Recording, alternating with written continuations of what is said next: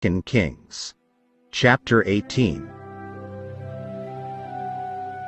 Now it came to pass, in the 3rd year of Hoshea, the son of Elah, king of Israel, that Hezekiah, the son of Ahaz, king of Judah, began to reign.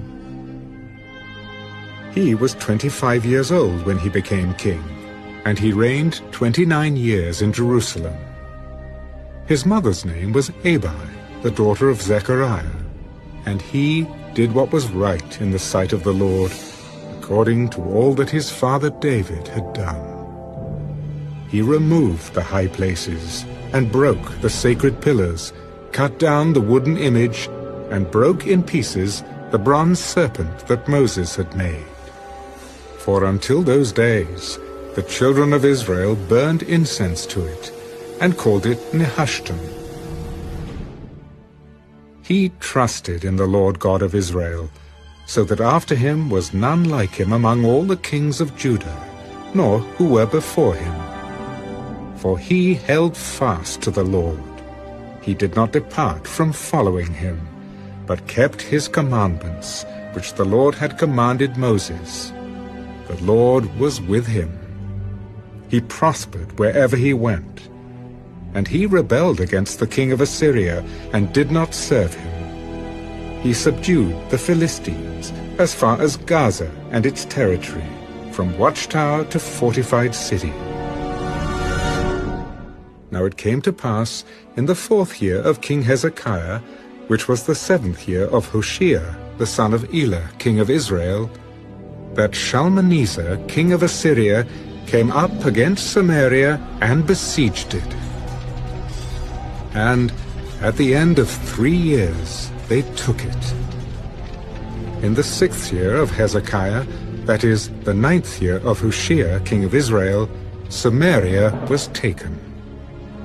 Then the king of Assyria carried Israel away captive to Assyria, and put them in Halah, and by the Habor, the river of Gozan, and in the cities of the Medes, because they did not obey the voice of the Lord their God, but transgressed his covenant, and all that Moses, the servant of the Lord, had commanded. And they would neither hear nor do them. And in the 14th year of King Hezekiah, Sennacherib, king of Assyria, came up against all the fortified cities of Judah, and took them. Then Hezekiah, king of Judah, sent to the king of Assyria at Lachish. I have done wrong. Turn away from me. Whatever you impose on me, I will pay. And the king of Assyria assessed Hezekiah, king of Judah, 300 talents of silver and 30 talents of gold. So Hezekiah gave him all the silver that was found in the house of the Lord, and in the treasuries of the king's house. At that time Hezekiah stripped the gold from the doors of the temple of the Lord, and from the pillars which Hezekiah king of Judah had overlaid, and gave it to the king of Assyria. Then the king of Assyria sent the Tartan, the Rabsaris, and the Rabshakeh from Lachish with a great army against Jerusalem to King Hezekiah, and they went up and came to Jerusalem.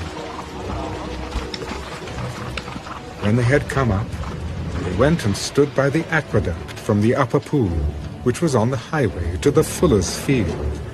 And when they had called to the king Eliakim, the son of Hilkiah, who was over the household, Shebna the scribe, and Joah, the son of Asaph, the recorder, came out to them.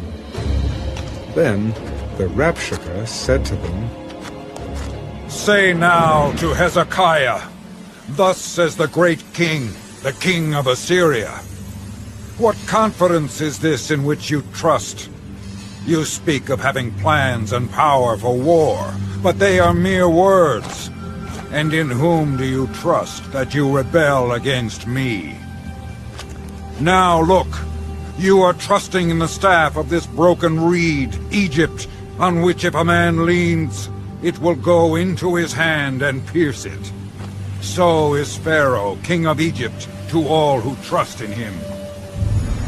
But if you say to me, We trust in the Lord our God, Is it not he whose high places and whose altars Hezekiah has taken away, and said to Judah and Jerusalem, "You shall worship before this altar in Jerusalem"?